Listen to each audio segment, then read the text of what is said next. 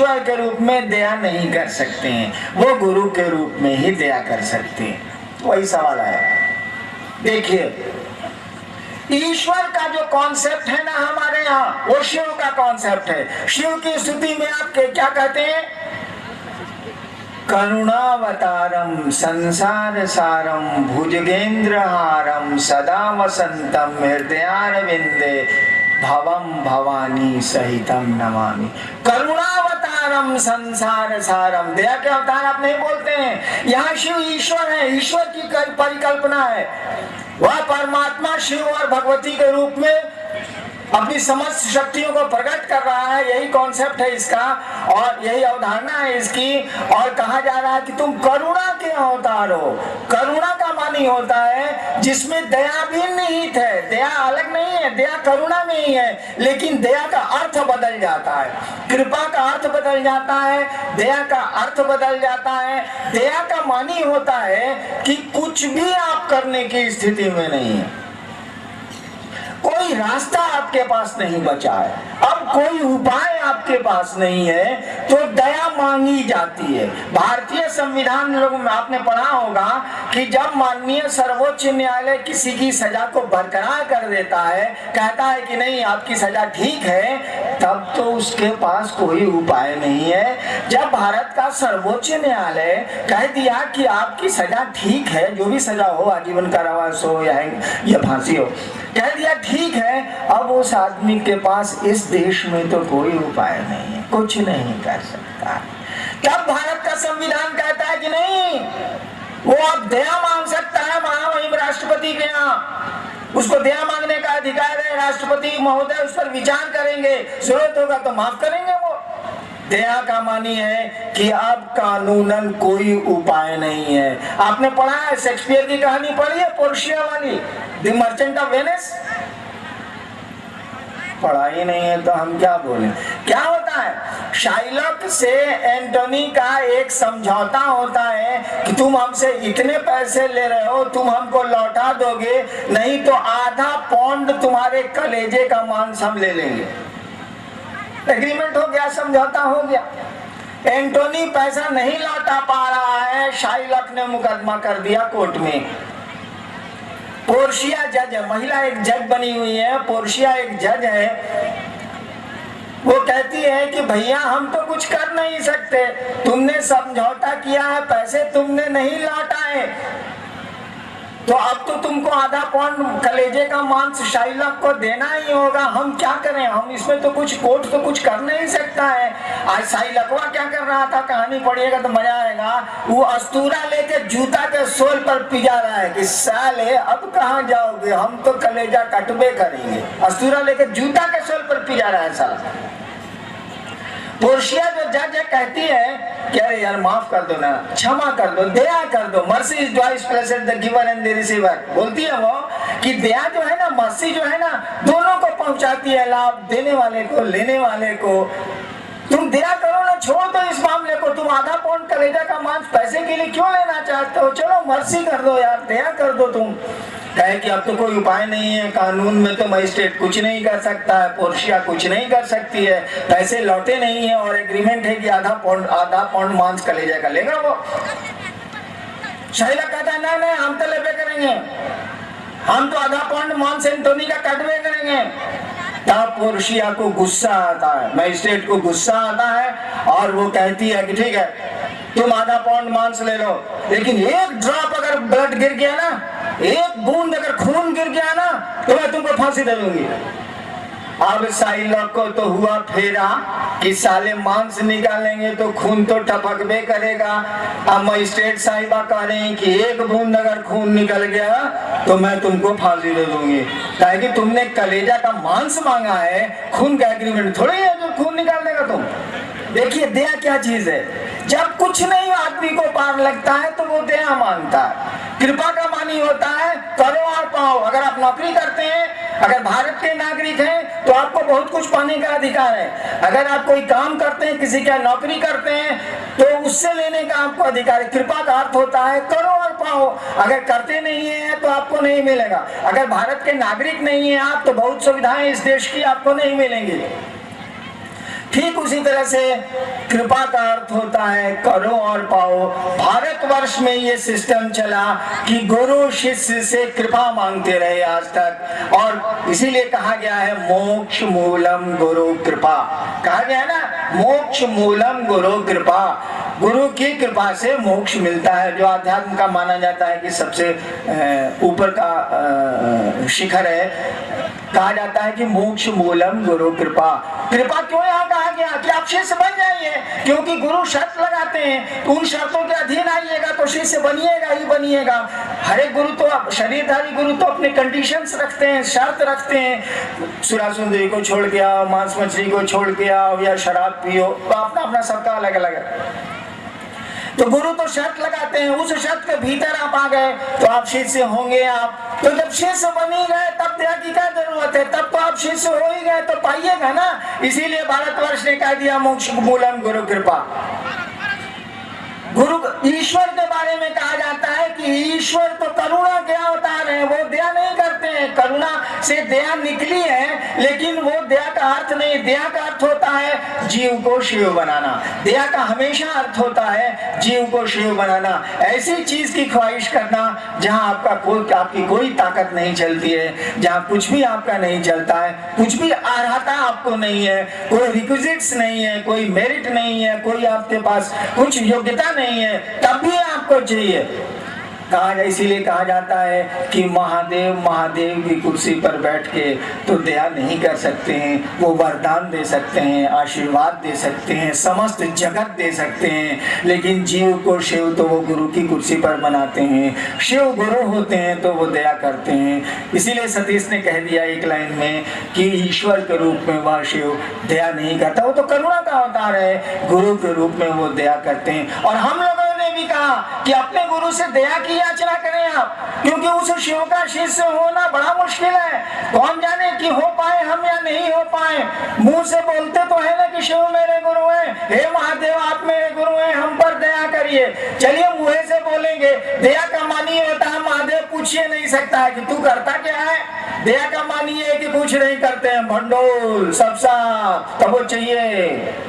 दया का हमेशा मानी होता है कुछ नहीं है हमारे पास, तब हमको दया चाहिए। कानून में हार गए, ताकत में हार गए, कुछ नहीं चाहिए है मेरे पास, हे सरकार आप दया कर दीजिए। महादेव उधर से बोलबे नहीं करेंगे, काहे कि दया का मानी होता है कि कुछ नहीं है तब वो चाहिए। बोलबे नहीं करेंगे, तू शिष्य बनेगा तब ने दया रे गुरु करेंगे, तू शिष्य बना कहा। हम लोग कहेंगे बोने क्या नहीं बोने, मुंह से बोलते हैं तो कम बुझा रहा है आपको। मुंह है हमारे पास तो बोलेंगे कौन सी मनवा से, मन तो साल दुनिया में लगा होगा। चलिए आगे। एक भाई की जिज्ञासा है कि आपने शिष्यानुभूति में लिखा है गुरु को प्रणाम निवेदित करने क्या प्रयास अपेक्षित है। प्रणाम का प्रयास का क्या अर्थ है? एक भाई ने पूछा है कि शिष्यानुभूति में तीसरे सूत्र में लिखा है कि गुरु को प्रणाम करने का प्रयास अपेक्षित है। हमने लिखा है कि गुरु को प्रणाम करने का प्रयास अपेक्षित है। देखिए हम लोग प्रणाम महादेव को नहीं करते हैं, बात साफ, हम तो नहीं है करते। काहे कि जब महादेव के पास जाते हैं तो धरती का सारा इतना झंझट दिमाग में रहता है कि झंझटवे के लिए उनको कहना पड़ता है। क्या करे आदमी है सारा, कभी पेट सारा कंस्टिपेशन रहता है, कभी पेट झड़ता है, कभी बीपी बढ़ जाता है, कभी बीपी घट जाता है, साला यहाँ घटता बढ़ता सब कुछ होते रहता है। तो जब महादेव सामने पड़ते हैं तो हम सोचते हैं कि मिले हैं हाकिम तो जैसा अपना काम धाम कर लिया जाए, बाकी काम तो बाद में होते रहेगा। तो ये परिणाम अपने काम के लिए होता है, महादेव के लिए नहीं हो पाता है। हम लोग प्रणाम बड़ी करते हैं। नौकरी में थे 32 साल ना, तो बहुत लोगों को प्रणाम करते थे। एक बार गांव गए तो हमारे गांव का एक चचा भेटा गया, उसमें पटना कंट्रोल रूम का मैं इंचार्ज था। भेटा गया, हमने कहा प्रणाम काका, खुश रहो बहुआ। कुछ दूर के बाद एक आदमी साथे जा रहा था, पूछिस है बॉस के था ही, हम कहा मानिए साला कुकुर है। देखिए कौन प्रणाम हुआ, मनवा झुका। अच्छा पतो लोग अमूमन सास को कैसे गोड़ लगती है हम देखें, आंचल से गोड़ पूछेगी। अरे बाप रे बाप, 5 बार भोरे भोर। मोने मन मनाती है कि बुढ़िया मरती करनी है। ये प्रणाम हुआ।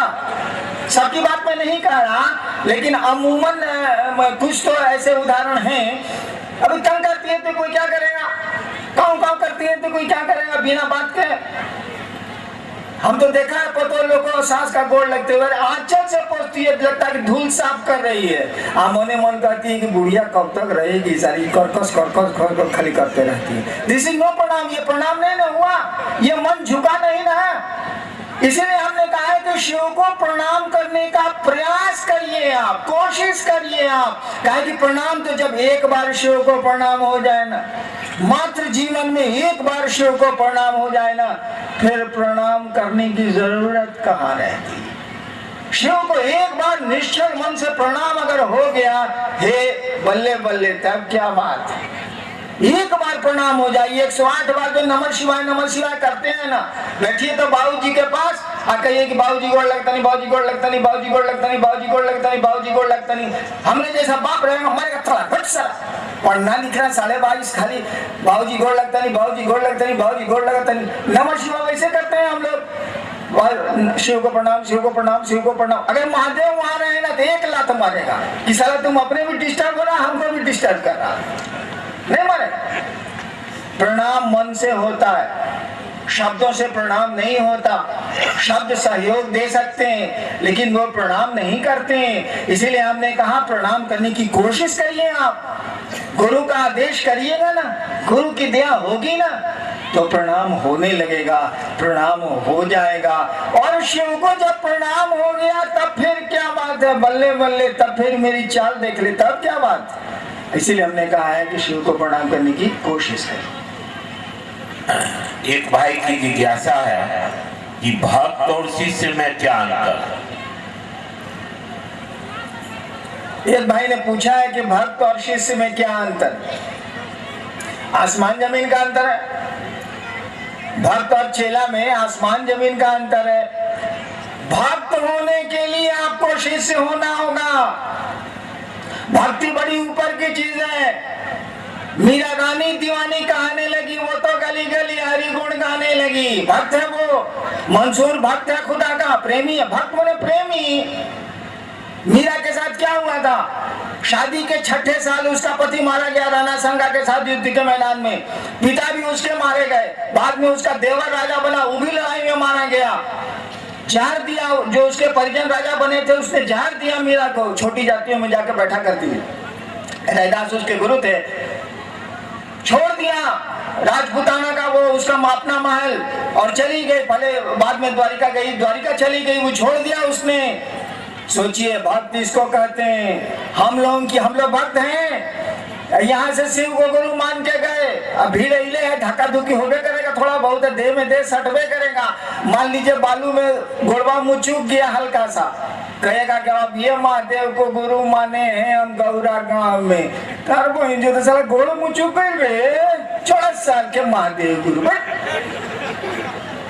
यहाँ मीरा जहर पीती है, सुकरात जहर पीता है, ईसा सूली पे चढ़ता है, मंसूर कत्ल होता है। ये भक्त हैं, इसको प्रेमी कहते हैं, इसको भक्ति कहते हैं। इस भक्त को ऐसा भक्त होने के लिए आपको गुरु के पास जाना होगा, सही गुरु के पास जाना होगा, शिष्य होना होगा। और इसीलिए हमने तो पढ़ा नहीं है लेकिन सुना है, रामचरितमानस में लिखा है तुलसीदास जी ने, बिन युक्ति भक्ति ना हुई। बिन युक्ति, बिना टेक्निक के, बिना लीवर के, बिन युक्ति भक्ति ना हुई। क्योंकि भक्ति तो, प्रेम तो हम लोगों को जगत से है, उस परमात्मा से, उस महादेव से प्रेम हो कैसे सकता है। इसमें लीवर लगाना होगा, इसमें टेक्निक लगाना होगा, इसमें युक्ति करनी होगी। बिन युक्ति भक्ति ना हुई। और लीवर तो गुरु के पास है, तकनीक तो गुरु के पास है, सूत्र तो गुरु के पास है, सब कुछ तो गुरु के पास है। शिष्य और भक्त में बहुत ज्यादा का अंतर होता है। शिष्य तो शिष्य है, शिष्य तो अभी सीख रहा है, सीखने वाले को शिष्य बोलते हैं। संस्कृत में वैसे अनुशासन मानने वाले को शिष्य बोलते हैं। शिष्य शब्द जो बना है ना वो शस धातु से बना है। शिष्य शब्द जो बना है संस्कृत में वो शस धातु से बना है। उसी शस धातु से बना है शासन, उसी शस धातु से बना है प्रशासन, उसी शस धातु से बना है अनुशासन। अंग्रेजी बहुत बढ़िया है। अंग्रेजी में डिसाइपल है डिसिप्लिन, डिसिप्लिन से डिसाइपल बना है। डिसाइपल माने चेला, डिसिप्लिन से डिसाइपल बन गया। अंग्रेजी ठीक है, अंग्रेजी में अनुशासन से बन गया शिष्य। जो अनुशासित नहीं है वो शिष्य हो ही नहीं सकता है। और संस्कृत में भी है शस धातु, उसी से शासन है, उसी से अनुशासन है, उसी से प्रशासन है, उसी से बना है शिष्य। शिष्य का मानी होता है जो गुरु के अनुशासन में रहे, जो गुरु कहते हैं वो करे, तभी वो शिष्य है। ऐसे शिष्य का मानी होता है सीखने वाला सीखने गया है, भक्त का मानी तो प्रेमी होता है। अरे बाप रे बाप, भक्त होना आसान नहीं है भैया। शिष्य बनने की कोशिश करिए। गुरु शिष्य को भक्त ही बनाते हैं, उस शिव का प्रेमी ही बनाते हैं। और एक भाई की जिज्ञासा है कि मानव जीवन में गुरु की क्या जरूरत है? शैक्षणिक ज्ञान जीवन के लिए पर्याप्त नहीं है क्या? एक भाई ने पूछा है कि गुरु की मानव जीवन में क्या जरूरत? शैक्षणिक ज्ञान पर्याप्त नहीं है क्या? शैक्षणिक ज्ञान तो जगत के बारे में ज्ञान दिया जाता है ना। आपको हमको कौन बताएगा कि हम लोग मर के कहाँ जाते हैं, काहे मर जाते हैं, काहे सांस चलती है? एक बात बताइए तो, ये दिल काहे धड़कता है, ये सांस किसकी ताकत से चलती है, ये शरीर में खून कैसे दौड़ता है, ये तो विज्ञान नहीं बताएगा। कहेगा कि तुम पैदा हुए तो खून दौड़ता है, तुम पैदा हुए तो दिल धड़कता है। ये तो शैक्षणिक ज्ञान नहीं दे सकता है। आइंस्टीन ने कहा था ना कि कुछ दूरी के बाद तो कुछ पता ही नहीं चलता कि साला यहाँ है क्या चीज, कहां से आए हम, किस लिए आए हम, कब तक रहेंगे हम, क्या प्रयोजन है हमारा आपका। कहते हैं कि मनुष्य सबसे बड़ा सजग प्राणी है संसार का। कौन सी प्राणी है? औरों की तरह खाते हैं, जानवरों की तरह रहते हैं, खाते हैं, पीते हैं, मर जाते हैं, बस इतने ही बार दुनिया हमारी आपकी है। गुरु की बड़ी अहमियत है। शैक्षणिक गुरु शिक्षण ये जगत का ज्ञान देते हैं, वो आपको जगत में काम देता है। वह गुरु तो आपको दोनों ज्ञान देता है। पहले सिस्टम था ना, शास्त्र विद्या भी सिखलाई जाती थी और शास्त्रों को भी पढ़ाया जाता था गुरुकुल में, दोनों होता था, दोनों की जरूरत है। वह गुरु होगा तो आपको समझ में आएगा कि आप क्या हैं, तुम क्या हो, तुम्हारा जीवन क्या है, कैसे तुमको रहना चाहिए। और शिक्षा आपको ईर्ष्या नहीं मिटा सकती है, प्रेम पैदा नहीं कर सकती है। भाषण से प्रेम पैदा नहीं होता भाई साहब। इमोशंस जो आपके हैं वो विज्ञान और किताबें उसको रेगुलेट नहीं करती हैं। आपकी भावनाएं जो है ना वो खुद बखुद पैदा होती हैं। इनके नियंत्रण के लिए, और आपकी किताबें कहती हैं, उपनिषद कहती है असतो मां सद्गमय तमसो मां ज्योतिर्गमय। मानी क्या हुआ? स्कूल की दीवार पर लिखा रहता था पहले, तमसो मां ज्योतिर्गमय, अंधकार से प्रकाश की ओर चलो। देखिए इस जगत में अंधेरा शाश्वत है, रोशनी शाश्वत नहीं है। यहाँ रोशनी को हटा दीजिएगा ना तो अंधेरा खुद ब खुद आता है, यहाँ अंधेरा लाया नहीं जाता है। दिन के दोपहर में आप खिड़की दरवाजे बंद कर लीजिए, कमरे में अंधेरा हो जाएगा। सूरज बाहर निकला है लेकिन रोशनी को आप आने का रास्ता बंद कर दीजिए, अंधेरा हो जाएगा। यहाँ अंधेरा है, अंधेरा लाया नहीं जाता है, यहाँ रोशनी लाई जाती है तब अंधेरा हटता है। यहाँ अंध का तमस, यहाँ तम शाश्वत है, यहाँ अंधेरा शाश्वत है। इस अंधेरे को हटाने के लिए प्रकाश की जरूरत है। और इसीलिए हमारे शास्त्रों ने कहा भी, अज्ञान तिमिरांधस्य ज्ञानांजन शलाकया। अज्ञान रूपी अंधकार में गुरु प्रकाश की शलाका आंखों में लगाते हैं अपने शिष्य को। ये जैसे बाहर में अंधेरा शाश्वत है ना, हमारे आपके मन में भी अंधेरा शाश्वत है। जो चीजें यहाँ शाश्वत नहीं है हम समझते हैं ये चीजें रहेंगी, जो चीजें यहाँ शाश्वत हैं उन पर हम ध्यान ही नहीं देते हैं। बताइए तो भ्रम में जी रहे हैं कि नहीं जी रहे हैं। जो जिंदगी मेरी नहीं है, जो सांस मेरी नहीं है, दूसरे की दी हुई है, उसको अपना समझते हैं। ये अंधेरा नहीं है तो और क्या है। एक भाई की जिज्ञासा है, किसी भी शिष्यता में भोजन की पवित्रता की शर्त क्यों नहीं? एक भाई ने पूछा है कि शिव शिष्यता में भोजन की पवित्रता क्यों नहीं लागू की गई। उत्तर तो इसका ढेर सारा, उतना समय नहीं है, लेकिन एक बात समझ लीजिए, गुरु शिष्य की परंपरा में कानून गुरु का चलेगा। गुरु शिष्य की परंपरा में जब कोई गुरु होगा और कोई चेला होगा तो नियम कानून गुरु का चलेगा, चेला का नहीं चलेगा। अगर चेला का चलेगा तो याद कीजिए लइकाई में हम लोग क्या करते थे, सो 3 बजा नहीं कि मनाने लगे कि मास्टरवा के केहू मुंह जाओ। 3:30 बजा नहीं तो हम लोग सोचते थे कि मास्टरवा का गुड़ मुरुक जाए, इसीलिए कि छुट्टी हो जाए, सारा चलो मैदान में फुटबॉल लेके। नहीं, आज तक हुआ ऐसा कुछ नहीं हुआ। गिद्ध के सरापने से कहीं गाय मरती है।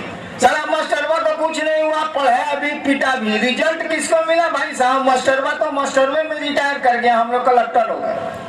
देखिए परिवर्तन आया कि नहीं आया, चेंज आया कि नहीं आया। तो नियम गुरु का नहीं चलेगा, चेला का कैसे चलेगा? वो बना हुआ 5 बजे तक घंटी, आप कहेगा 3 बजे मास्टरवा के गोड़ मुरुक जाए गोड़ तरह चक्कला से।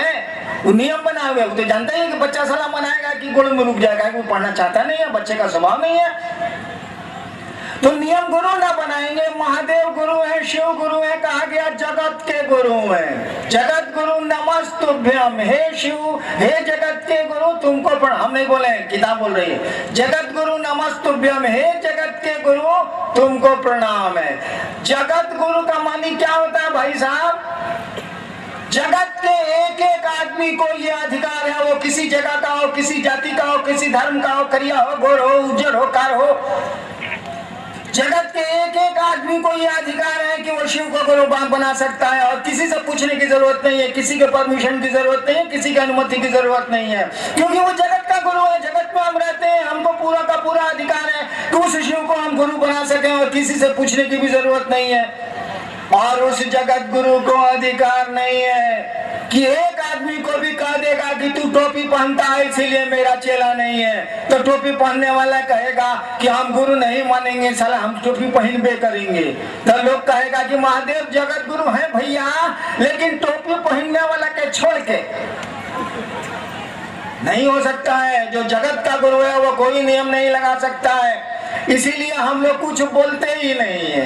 हम लोग कहते हैं कि 3 काम करिए, दया मांगिए, चर्चा करिए, प्रणाम करिए और मन में इस सोच को पक्का कीजिए, जिसको संकल्प बोलते हैं कि शिव मेरे गुरु हैं, हे शिव आप मेरे गुरु हैं और जब तक सांस चलेगी आप मेरे गुरु रहेंगे। ये रिश्ता हमारा आपका कायम रहेगा।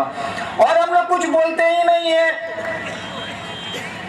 बोलने की जरूरत ही नहीं है। आपको जो बुझाए सब कीजिए, जो सा करिएगा वैसा। भैया काहे ऐसे करते हैं? हम कहते हैं गुरु से पूछो बाप हम क्या करें इसमें, हम तो अपने नहीं खाते हैं बाप।